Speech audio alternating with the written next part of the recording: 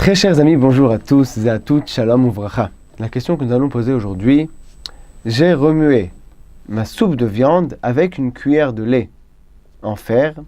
Que faire?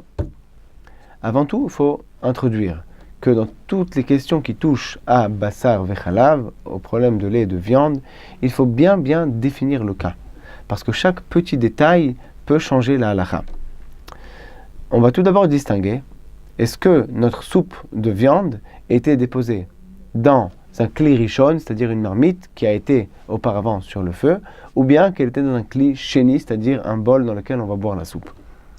Si c'était dans un kli rishon, alors il faut d'abord voir plusieurs conditions, est-ce que ces conditions sont remplies ou pas. Si la soupe était à moins de 45 degrés, c'est-à-dire moins que Yad Soled et Bo, c'est la définition de la chaleur selon la halakha. Alors si la soupe était en dessous de ce seuil de 45 degrés, elle est considérée comme froide. Et si on a trempé une cuillère lait à l'intérieur, il n'y a pas de passage de goût.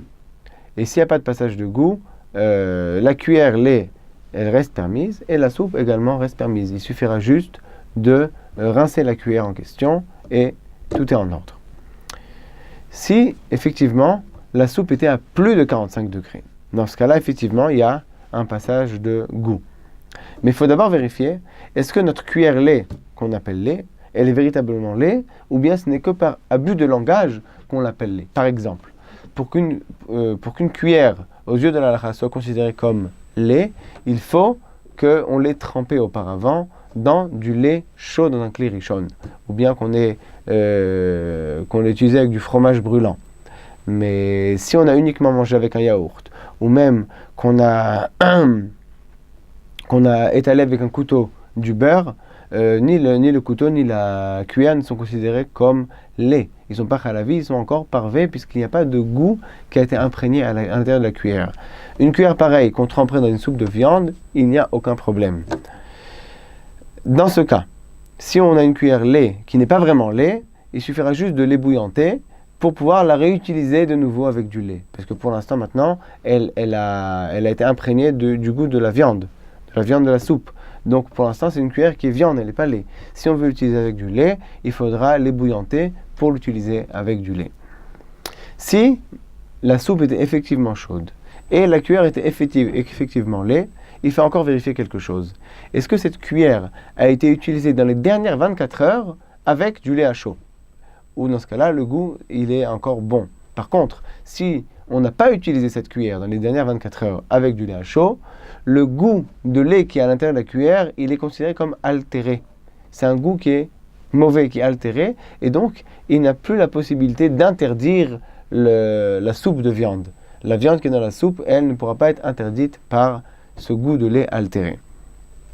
Si toutes les conditions sont remplies, c'est-à-dire que la soupe était effectivement chaude, que la cuillère était effectivement lait, et en plus qu'elle a été utilisée dans les dernières 24 heures avec du lait à chaud, dans ce cas-là, alors la soupe peut éventuellement être interdite. Il nous reste un petit calcul à faire. On va regarder, est-ce que dans la quantité de soupe qu'il y a, soupe de viande, il y a 60 fois le volume de la partie de la cuillère qui a été trempée à l'intérieur. S'il y a plus de 60 fois, dans ce cas-là, le goût de lait qui a été imprégné à l'intérieur de la soupe, il est tellement minime qu'il est considéré comme nul et la soupe reste permise.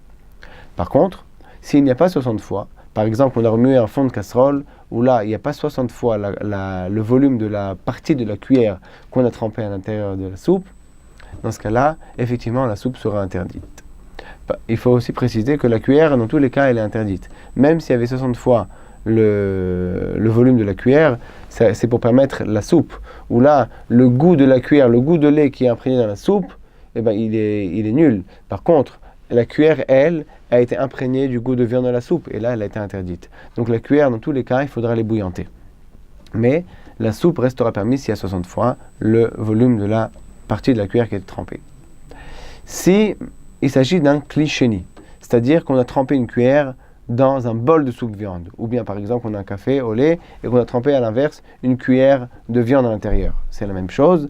Dans ce cas-là, et le Shulchan Aruch et le Rama s'accordent à dire qu'à posteriori, il n'y a pas de problème, la cuillère reste permise et la soupe reste effectivement aussi permise.